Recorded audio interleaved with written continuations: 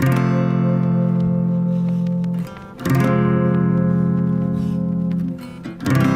no tengo pensado hundirme acá tirado. Y no tengo planeado morirme desangrado. Y no me pidas que no vuelva a intentar. Hola amigos de Radio FM Ciudad, bienvenidos a Cita con las Letras. Les habla Oriana Castro, que como todos los días los están acompañando en este horario de la noche. Espero hayan pasado una linda tarde, fue un buen fin de semana. Estamos hoy con muchas noticias nuevas, muchas obras enriquecedoras, ¿no?, que se leerán en esta radio. Entonces, les tenemos un programa que les va a interesar mucho porque, vamos a hablar de la literatura argentina, ¿no? Un tema del que todos sabemos algo, pero con el tiempo, se han ido perdiendo ciertos aspectos, ¿no? Y uno de ellos trata de ser revolucionario. Hoy vamos a tener la oportunidad de analizar las obras de Laura Ávila, Moreno, Andrés Rivera, La revolución es un sueño eterno, y Gabriela Márquez, La dama de los espejos. Una historia que fue la que más me llamó la atención, más me gustó, ¿no? Habla sobre todo, ¿no?, de la mujer, ¿no? Este rol de la mujer que viene, ¿no?, de hace muchos años, ¿no?, con esto de una mujer que no tiene tantos derechos, que hoy en la actualidad ha sido considerada, ¿no es cierto?, una mujer empoderada, ¿no?, en todos los aspectos, ¿no? Vamos a ir haciendo una síntesis de todo para poder también ver las fronteras que se hacen presentes en estas obras, los ideales que presentan los personajes. Tengamos en cuenta, ¿no?, que estas obras están en un contexto, en una época neoclásica, ¿no? Porque, como muchos no saben, quizás no sepan, ¿no? Para ponerlos en un contexto, el neoclasicismo, ¿no?, se basó, ¿no es cierto?, esta literatura basa, ¿no?, en el análisis profundo por difundir el conocimiento basado en la razón y en la ciencia, ¿no es cierto? Refleja esta realidad política y social de una época que está caracterizada por los movimientos violentos entre las diferentes clases, como la Revolución Francesa. Esta época es llamado el siglo de las luces, ¿no? Que justamente parte de esta idea, ¿no?, del conocimiento y la razón, ¿no?, que va a de una forma iluminar a la humanidad ignorante de la época, ¿no? De esto trata de ser revolucionario. Como dice nuestro amigo Andrés Rivera, todo es irreal menos la revolución. Escuchen esa frase. ¿No es cierto? Es toda una mentira, toda una fantasía menos la revolución, es lo que trata de decirnos, ¿no? Es decir, esto cuando uno está comprometido, cuando uno está dispuesto a sacrificarse, todo se dirige hacia un solo fin, ¿no? Un solo pensamiento que se basa en esta revolución, ¿no?, en un cambio brusco en todos los ámbitos de la sociedad. Vamos a ir partiendo, ¿no?, de una novela, una película muy interesante, que es La revolución es un sueño eterno. Esta revolución, ¿no?, trata de una historia de deudas. Por un lado, la deuda de la historia de los derrotados, ¿no es cierto?, la Revolución de Mayo como una nueva nación.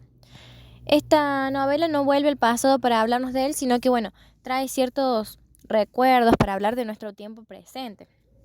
Entonces tiene como personaje a Castelli, ¿no? Castelli era un personaje muy importante en la historia.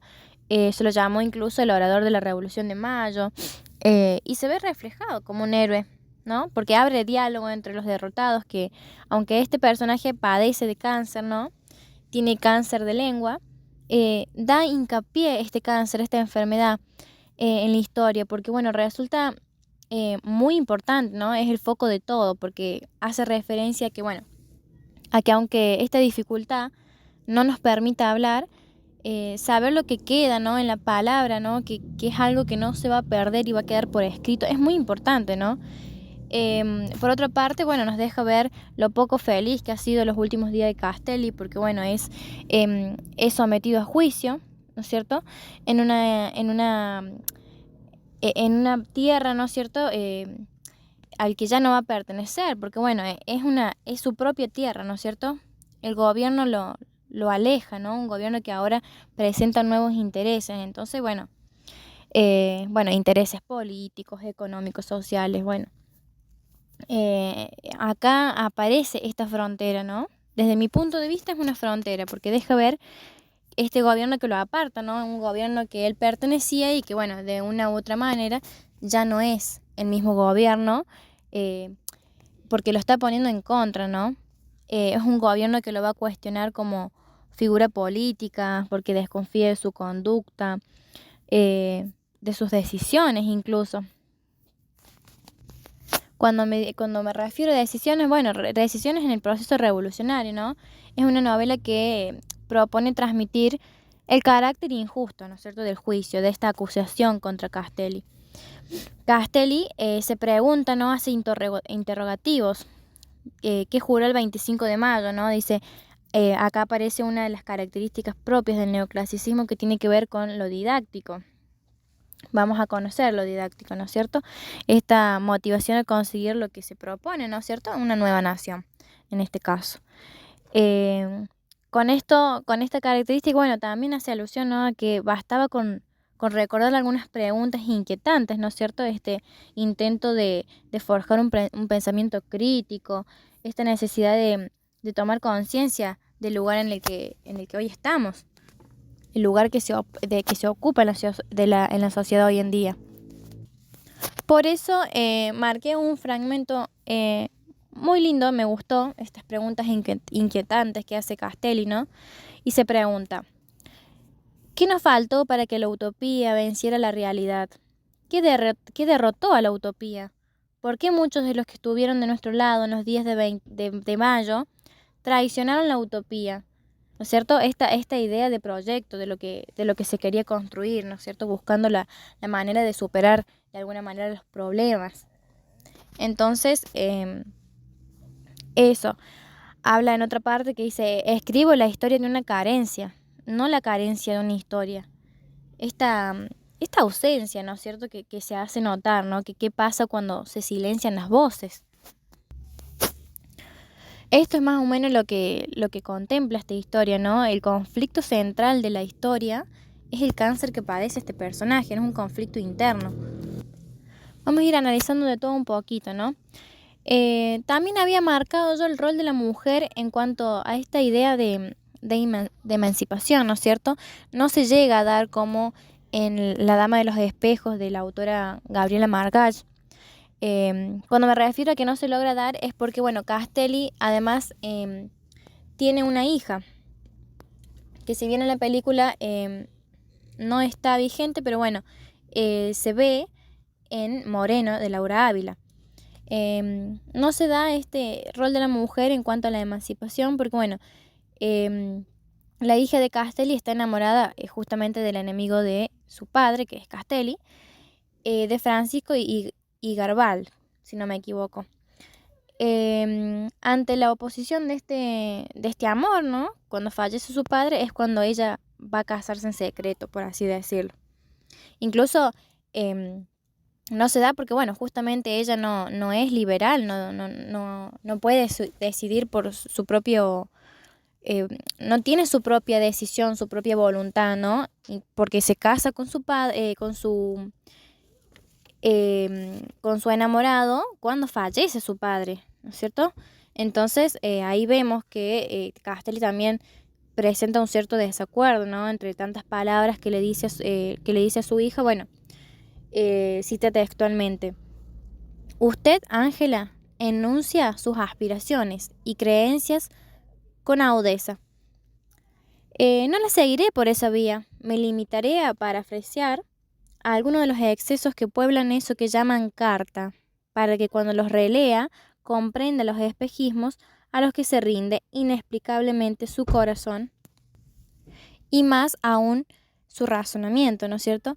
Me dice que pretende acostarse con un hombre que cree en usted, en la Castelli, que supone nació para la labor, de cuidadora de gallineros. Sé de ellos que son sucios. ¿No es cierto? Con esto que le dice, hace una comparación en que cómo se va a casar con un hombre que que seguro no la va a tomar en serio, ¿no? Porque ella es una cuidadora de gallineros y que las gallinas son sucias, ¿no? Los trata como que son animales sucios, que él conoce de eso y que bueno, ella nació para eso, ¿no? En cambio, le va a decir que él conoce al hombre que creería en ella, que conoce a ese caballero, ¿no? Y nombra a Saavedra y a Algaza, ¿no es cierto? Por otro lado, le dice que lo que ella decida, que no lo llame padre, que lo llame Castelli. Acá, en esto, también vemos un conflicto interno, porque bueno, le hace elegir entre él, que es su padre, o entre el enemigo con el que ella quiere casarse. Este hombre que era partido de una contrarrevolución, ¿no es cierto? Entonces la emancipación no está reflejada en Ángela, esta liberación de la opresión, de su padre, ¿no es cierto? Que no admite este amor de poder estar con la persona que ella ama.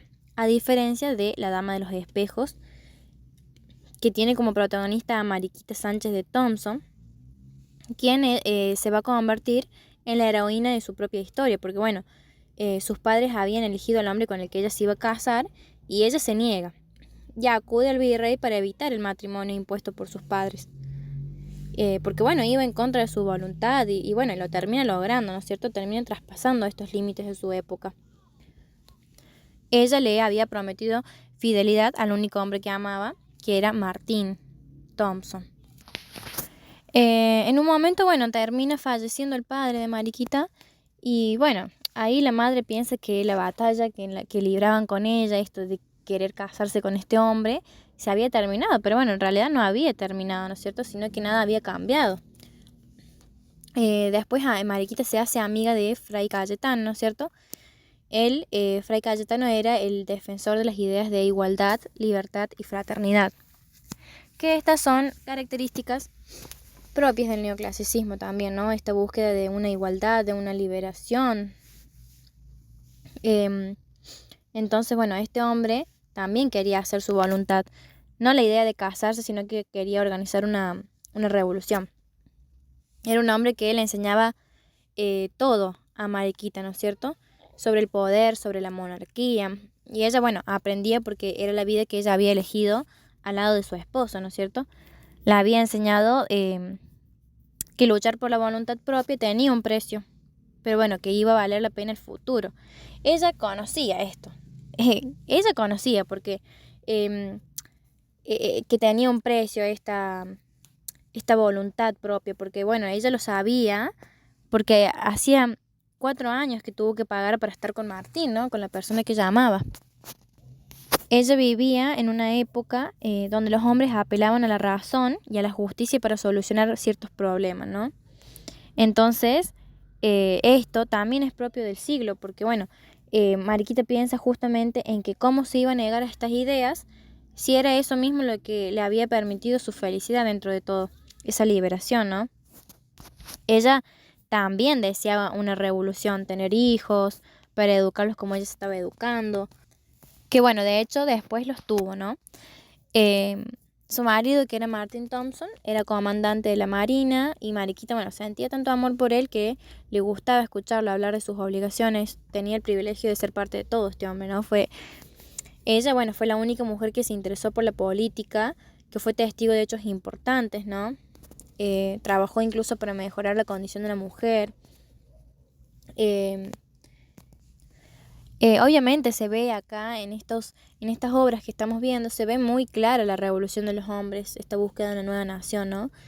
Pero Mariquita también se ve esta revolución, pero no en el ámbito en el que estoy hablando, sino que fue revolucionaria en el amor, porque se niega a casarse con el hombre que la habían elegido sus padres, ¿no? Se termina casando con el amor de su vida, que es Martín, a diferencia de Ángela, que se casa después de que fallece el padre justamente por este desacuerdo.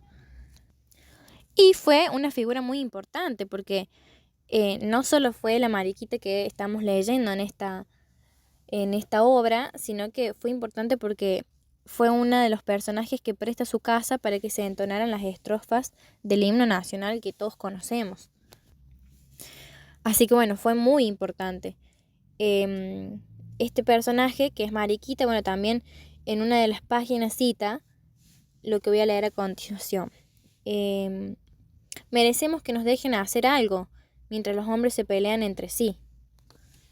Y bueno, aclara que odia a Castelli, porque su hija Ángela no tuvo la vida que ella había tenido, ¿no es cierto? No había podido decidir en el amor, ser libre. Aclara de que hablan de derechos para todos los hombres y que ¿qué somos nosotras, no? No tenemos derechos, no hay derechos universales de la mujer. Nosotros también somos patriotas, dice ella. Y bueno, ya acá seremos muy feministas, pero bueno, en alguna razón hay un motivo, ¿no? Por lo que ella pregunta, porque nosotros también tenemos derechos, ¿no es cierto? Somos mujeres, pero tenemos los mismos derechos que los hombres. Entonces ella, ¿no es cierto?, en este enojo aclara y dice, para eso hicimos esta revolución, para que las mujeres estemos en el mismo lugar. Revolución incompleta, entonces, merecemos más. Así que bueno, está muy clara la idea que ella tiene, ¿no? Este rol de la mujer que ella ocupa. También teníamos a la frontera de los ingleses, ¿no? Esta intención de invadir Buenos Aires. Después tenemos a Moreno, de Laura Ávila. Este es un relato que nos va a mostrar la vida de Mariano Moreno, las pasiones, ¿no es cierto?, la lucha por la emancipación, este deseo de libertad, el respeto entre los pueblos. En el escrito de Laura Ávila, este Moreno que vamos a conocer, acusa a Salazar en medio de un juicio, diciendo que el rey, bueno, lo había encomendado a su cliente, ¿no es cierto?, indios, para que velara por ellos, ¿no es cierto? Se lo acusa de haber traicionado esa confianza, matando a Hilario Tolaba como si fuera una bestia. Y bueno, que lo había hecho para despojar durante toda su vida, ¿no es cierto?, a estas personas, porque los indios eran personas, ¿no? Él lo aclara. Eran hombres con derecho. Y este Salazar se cobró la vida de una persona solamente por capricho, ¿no? Para que le sirviera en las minas. Y aclara de que tuvo una muerte lenta, envenenado por los vapores de la mina. Entonces lo que él hace es defender los derechos de los indígenas, ¿no? Que eran los encomenderos de los españoles, ¿no? Que les daban latigazos, desnudos, descalzos, andaban así, ¿no? Acá vemos esta frontera. Acá en esta obra se ve claramente la frontera, ¿no?, entre el español y el indio. Este español que tiene el poder frente a un indio que es visto como un esclavo, que recibe humillaciones, ¿no? Como muchas veces pasa y como hemos conocido, ¿no?, con la historia de Cristóbal Colón, ¿no? Esos colonizadores que vienen a América y bueno, terminan arrasando todo, ¿no? Esta diferencia, ¿no?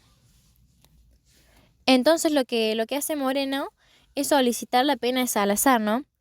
De hecho, el primer gesto de emancipación que se ve reflejado en este hombre es que se casa con María Guadalupe. María Guadalupe era una indígena. Él claramente no lo es. Él es un porteño, ¿no? Y se la termina casando con María Guadalupe. También que, bueno, ahí en este matrimonio está en contra de su padre también, porque la relación con el padre de Moreno no es nada buena, no tiene una buena relación por haberse casado con ella. Entonces ahí también hay un conflicto interno en el medio, porque bueno, este rechazo al matrimonio, ¿no? Ellos estaban, hay que aclarar que ellos estaban en Chuquisaca, ¿no? Ellos se trasladan a la ciudad de Buenos Aires, ya que bueno, él tenía un estudio en Chuquisaca que bueno, le gana una pelea al intendente porque el hijo había matado a un indio a pedradas. Entonces el intendente mandó a golpear a Moreno y incendiar el estudio que ellos tenían ahí. Entonces vuelve en busca de una mejor vida y propone una revolución para su ciudad. Él además quería poder mudarse, ¿no? Porque bueno, se llevaba mal con este padre que él tenía. Y bueno, termina montando su propio estudio al tiempo, ¿no? Fray Cayetano acá aparece también como uno de los personajes muy importantes en la vida de Moreno, porque confía tanto en él que, bueno, Moreno expresa que él siempre cree en él, ¿no? Que él tendría que haber sido su padre, ¿no? Recibe como este apoyo que él tanto necesitaba, ¿no? Y que no lo tenía de su padre. Bueno, entonces además en esta obra el virrey se había ido y estaban sin gobierno, ¿no? Entonces quien estuvo al mando en ese momento fue Liniers. Em, Porque se acercaban los ingleses, ¿no es cierto? Entonces por eso justamente termina quedando al mando Liniers, ¿no? Acá aparece otra vez esta frontera, ¿no? Este enfrentamiento con los ingleses. Entonces ahí está Moreno solo, armado, observándolos y bueno, expresa que los ingleses no, que lo de ellos no fue una conquista, que fue una entrega vergonzosa. Y Moreno no estaba contento con que Liniers estuviera al mando. Decía que le faltaba otra cosa, que no estaba conforme con esto, ¿no? Em, Porque bueno, Liniers había ordenado que cada uno fuera a su casa y que esperara, ¿no? Y lo que esperaba Moreno era que Liniers no traicionara a este pueblo que le había sabido responder en ese momento, ¿no? En ese momento de esta pelea que se aproximaba. Por otro lado, después le llegan noticias de su amigo Antonio, ¿no? Que era su socio en Chuquisaca, de que lo habían matado, que estaba preparando una revolución con estudiantes de universidad y indios. Alguien los había denunciado y bueno, los habían matado a todos. Antonio era como Moreno en ese aspecto, digamos, en esta relación en cuanto a los indígenas. Ellos defendían a los indígenas porque los godos decían que ellos no eran gente y Moreno decía que para él todos eran gente, ¿no? Por eso, entre tantos interrogativos, dice, pensar así es un pecado, pensar que todos somos gente. Entonces, bueno, él tiene esta defensa a los indígenas, ¿no? Por otro lado aparece otro personaje que es French, que pide a Moreno que defienda a su amigo, que es abogado, ¿no es cierto? Es un labrador. Y él no pudo, entonces se llenó de miedo, ¿no? Termina como angustiado, termina recordando a su padre entre tanta angustia. Y dice que actúa así porque lo único que hizo su padre era llenarlo de miedo, ¿no? Eh, que para que no se rebelara justamente, porque él habla de que justamente él se rebeló igual, ¿no es cierto? Al casarse principalmente con María, él se había rebelado ya. Vemos, ¿no es cierto?, reflejados en él sus ideales políticos, porque pide una junta para defender estos derechos del pueblo, ¿no es cierto? Esta lucha por los pueblos, por cambiar, por solucionar los problemas que había, ¿no? Em, y bueno, de hecho había fundado uno de los primeros diarios, que es la Gaceta de Buenos Aires, en donde va relatando, va dejando por escrito algunas leyes, si se puede decir así, ¿no? A medida que va transcurriendo diferentes situaciones de su vida. Entre tantas cosas de las que escribe, justamente escribe que no debe haber diferencia entre el militar español y el militar indígena, que son iguales y que siempre debieron serlo, ¿no es cierto? En esta revolución que este personaje va a proponer, bueno, había mucha gente que estaba en contra, ¿no? María, que es la esposa, dice que los están odiando, a lo que Mariano le dice que no los están odiando por fusilar a Liniers, ¿no? Que, que es un hombre que solamente quería llenarse los bolsillos, así lo dice, ¿no? Que los odian porque cuestionan su poder, porque que ellos querían cosas grandes, querían cambios profundos. Y acá se vuelve a surgir la frontera, esta gente que está de parte de Moreno y de parte de Saavedra, ¿no? Estos morenistas y los saavedristas, ¿no? Porque Moreno luchaba por el Congreso, por la integridad de las provincias, la igualdad de los indígenas. Entonces, ellos, estos indígenas, ¿no? Que eran personas con derechos como nosotros. Porque bueno, entonces, bueno, los morenistas por un lado y los saberistas por otro, ¿no?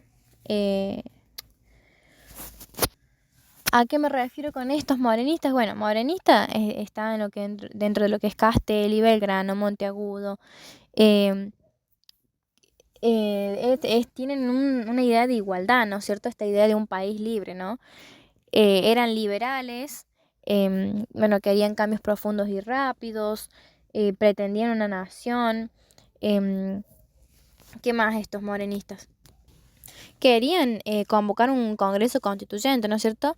A pesar de que, que fue una intención, ¿no es cierto?, que estuvo derrotada, termina abandonando el gobierno y bueno, por un tiempo se aleja, que de hecho él se va a alejar justamente para venir con más fuerzas, ¿no es cierto?, a este país. Y bueno, al final termina triunfando Saavedra. Él se quiso alejar justamente porque, bueno, lo estaban como amenazando, por así decirlo, ¿no? Querían matarlo, querían asesinarlo. Entonces se aleja y, bueno, lo terminan matando. En la última página del libro, justamente sale escrito lo que había logrado con tan solo meses de trabajo. 7 meses incluso. Entre todas las cosas que en el libro está, dice que defendió la industria nacional, fomentó la educación, fundó una biblioteca, puso en funcionamiento un periódico, abrió puestos de trabajo para americanos nativos, terminó con la mita y la encomienda, redactó una constitución republicana y federal, y con Castelli Belgrano fue precursor a la hora de integrar a los pueblos originarios a la vida política y social. ¿No es cierto? Entonces, acá vemos, ¿no es cierto?, estos morenistas, ¿no?, estos que están del lado de Moreno, que luchan por estos cambios profundos. Y por el otro lado que tenemos a los saavedristas, ¿no? Los saavedristas que tenemos a Liniers como un antihéroe, ¿no es cierto? El saavedrista, bueno, eran conservadores del régimen monárquico, ¿no? Eran conservadores, no querían más cambios que el autogobierno. Creían que tenían que esperar a que se resolviera la situación de España, ¿no? No consideraban a la violencia como una opción para generar cambios. Entonces, bueno, acá está muy marcada esta frontera, ¿no? En el caso de Revolución es un sueño eterno, los héroes de la patria, bueno, fue Mariano Moreno, que era un abogado político que tuvo participación en la Revolución de Mayo. Por otro lado, Castelli, ¿no es cierto?, político y abogado, el orador de Mayo. Bueno, sabemos que sus ideales, ¿no?, eran justamente la lucha contra la discriminación política, social y económica, por la lucha por la independencia, el poder, ¿no es cierto?, en el pueblo con gobiernos locales, y que tuvo participación en lo que es la emancipación, ¿no? Fue vocal de la primera junta y era comisionado de Guerra del Alto Perú. También hablamos del conflicto interno que era el cáncer de la lengua y justamente el sueño incumplido de independencia hasta el día de su muerte.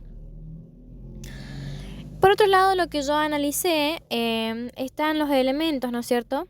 La escena del cabildo abierto y la escena del periódico. Esta escena del periódico me llama mucho la atención, ¿no es cierto? Aporta muchísima información en cuestiones sociales de la época. Este desprecio de las etnias, ¿no?, consideradas como inferiores. Acá podemos ver otra frontera más, porque bueno, está este periódico que con letras mayúsculas dice: Doña Irene vendió mulata joven.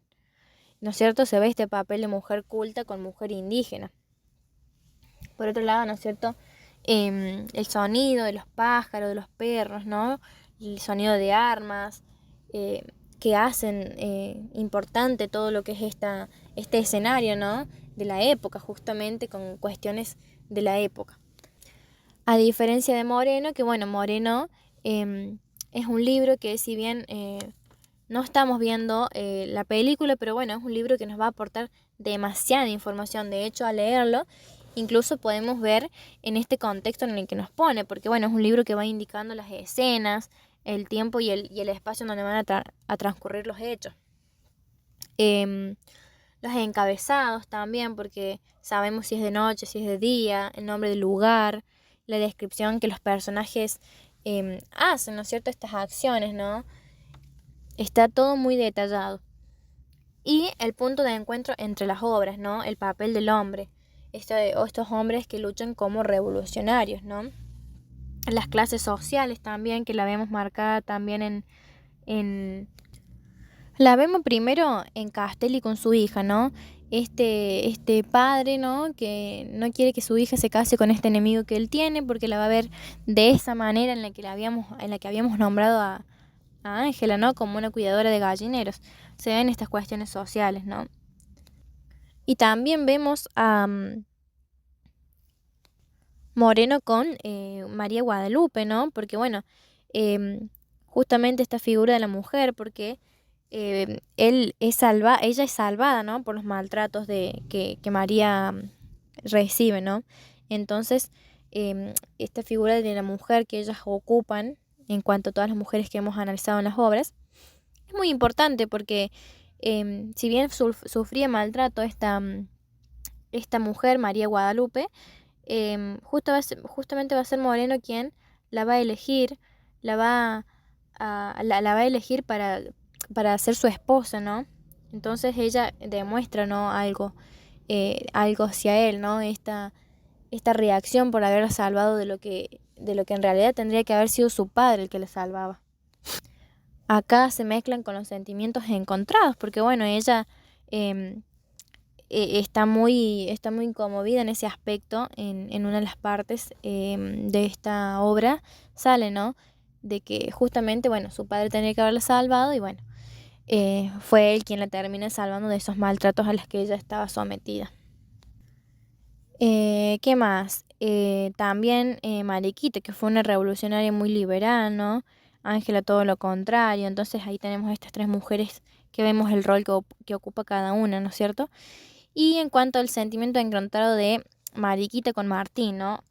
O al revés, viceversa, porque Martín siente, ¿no es cierto?, esta necesidad de una nueva nación en su país, este país que le pertenece, que es su vida, ¿no? Y bueno, a su esposa también, a Mariquita, ¿no? La madre de sus hijas, a la que ella tuvo que dejar, ¿no es cierto? Deja en su país su amor y le deja a Mariquita le deja en manos de ella este país al que él va a abandonar por un cierto tiempo, ¿no? Se va, ¿no? Y le manda cartas, de hecho esas cartas que nunca llegan, porque bueno, convengamos que tuvo que navegar y bueno, las cartas llegaban dentro de meses, ¿no? Y bueno, este sentimiento, ¿no?, que ambos sienten es tan mutuo que bueno, hace esta historia muy linda, la verdad que hemos tenido el agrado de analizar todas estas obras y cada una con un aspecto diferente, pero con el mismo fin en todas las obras, ¿no? Este ser revolucionario, buscar esta libertad que tanto deseamos. Así que bueno, ha sido un poco extenso, un poco largo este análisis, pero bueno, vimos los ideales, vimos la figura de la mujer, el rol de esta mujer liberal, ¿no? Los conflictos internos que se presentaban, ¿qué más? La producción de las obras, ¿no es cierto? El punto de encuentro, los sentimientos encontrados, ¿no? Estas historias que son muy interesantes, todos estos aspectos. De hecho, me pareció muy importante, pero bueno, sé que quizás les puede, entre tanto análisis, le puede surgir un poco aburrido, pero bueno, es así la literatura.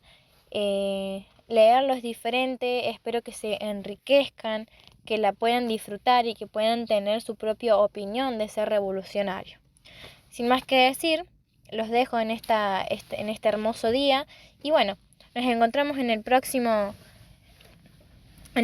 encuentro con más información, con más lecturas y con más momentos para compartir, ya en la época del romanticismo, con el matadero, la cautiva, así que bueno, espero sea mucho más enriquecedor y veamos estas diferentes literaturas que nos conmueven hoy en día y que de hecho siempre presentan momentos actuales, momentos que la Argentina está viviendo en un plano actual y bueno, desde ahí poder hacer una mirada hacia atrás y ver que estos aspectos que hoy buscamos siguen latentes, siguen estando presentes y que bueno, buscamos estos cambios y una nueva nación. Que tengan una buena tarde y sin más que decir. ¡Viva la libertad, carajo! ¡Viva la libertad, carajo!